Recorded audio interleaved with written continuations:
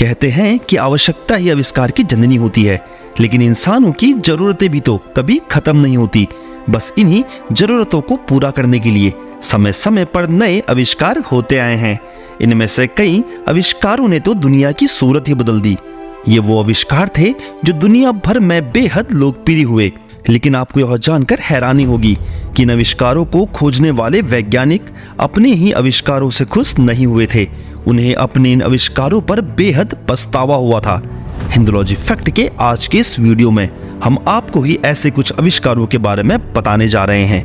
लेकिन वीडियो शुरू करने से पहले वीडियो को लाइक और चैनल को सब्सक्राइब जरूर कर लीजिएगा। एटम बॉम्ब 5 अगस्त 1945 को जापान के हिरोशिमा और 9 अगस्त 1945 को जापान के ही एक दूसरे शहर नागासाकी पर अमेरिका ने लिटिल बॉय और फैट मैन नाम से 2 एटम बॉम्ब गिराए थे, जिससे यहाँ हुई तबाही का मंजर आज तक दुनिया नहीं भूल पाई है।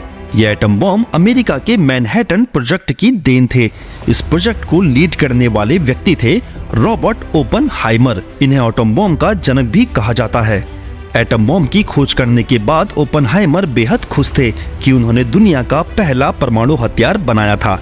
लेकिन बाद में उनकी इस खोज से हुई तबाही को देखकर उन्हें अपने इस आविष्कार पर बेहद पछतावा हुआ था।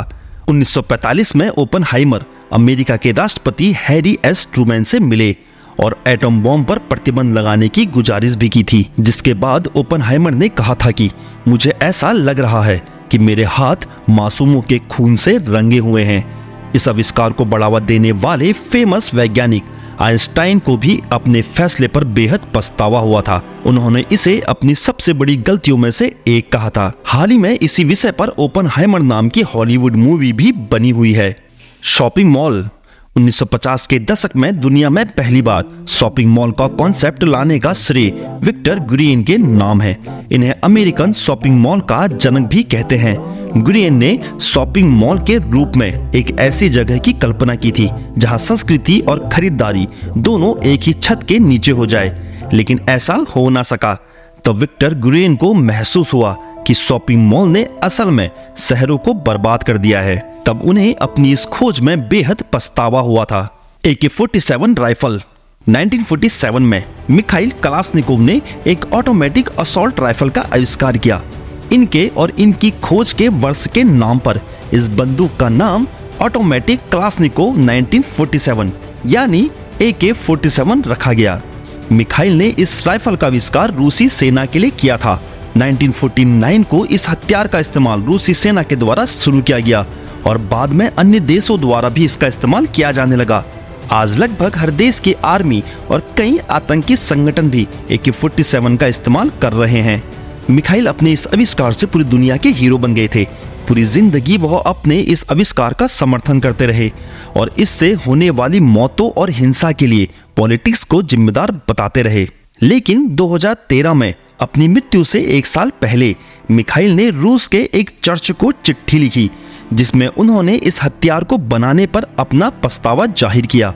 मिखाइल ने लिखा कि AK-47 के कारण होने वाली मौतों के लिए वह खुद को जिम्मेदार मानते हैं और इससे होने वाला दर्द बयान नहीं किया जा सकता।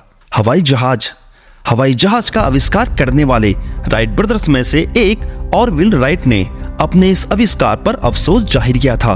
बताया जाता है कि सेकेंड वर्ल्ड वॉर के समय बम गिराने के लिए हवाई जहाजों का इस्तेमाल होते देख ऑरविल राइट काफी दुखी हो गए थे। जब उन्होंने अपने इस आविष्कार की मदद से हजारों लोगों को मरते देखा तो उन्होंने अपनी इस खोज पर बेहद अफसोस प्रकट किया था। पेपर स्प्रे 1980 के दशक में अमेरिकी एजेंसी FBI द्वारा इस्तेमाल किए जाने के लिए वैज्ञानिकों ने पेपर स्प्रे की खोज की थी, लेकिन अमेरिकी सरकार द्वारा इसका इस्तेमाल आंदोलन में प्रदर्शनकारियों के ऊपर भी किया जाने लगा। तब इसे बनाने वाले वैज्ञानिकों में से एक कॉमरॉन लॉमैन ने कहा था कि इस स्प्रे का आविष्कार अपराधियों पर इस्तेमाल करने के लिए किया गया था, न कि प्रदर्शनकारियों पर। आंदोलनों में प्रदर्शनकारियों पर इस स्प्रे का इस्तेमाल होते देख मैं चौंक गया हूँ। WWW यानी वर्ल्ड वाइड वेब। इंटरनेट के जनक कहे जाने वाले टिम बर्नर्स-ली ने 1989 में वर्ल्ड वाइड वेब यानी WWW की खोज की थी। ये वो आविष्कार है जिसने दुनिया में काम करने के तरीकों को पूरी तरह से बदल के रख दिया। लेकिन अब ली इसके जरिए होने वाली हैकिंग फर्जी खबरों और गैर कानूनी गतिविधियों से परेशान हैं। साल 2018 में ली ने एक इंटरव्यू में कहा था कि मेरे आविष्कार के कारण होने वाली ऐसी गतिविधियों को देखकर मुझे बेहद अफसोस है। इसके आगे उन्होंने कहा था कि मुझे लगता है कि मानवता की सेवा को बेहतर बनाने में इंटरनेट फेल हो गया है। इमोजी। सबसे पहले कंप्यूटर साइंस के एक टीचर स्कॉट फेलमैन ने पहली बार इमोटिकॉन का इस्तेमाल मजाक के लिए किया था।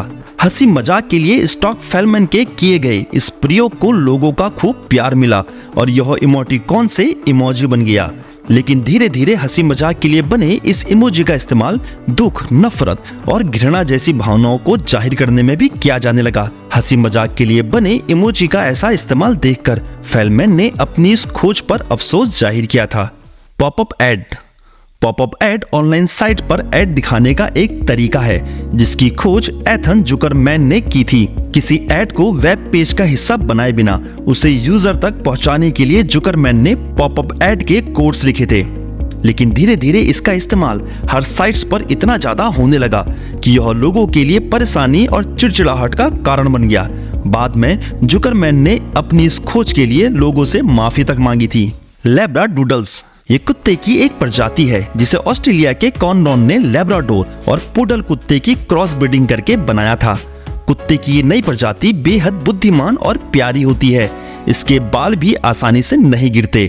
कॉनरॉन द्वारा खोजी गई कुत्ते की यह प्रजाति पूरी दुनिया में बेहद पसंद की गई थी।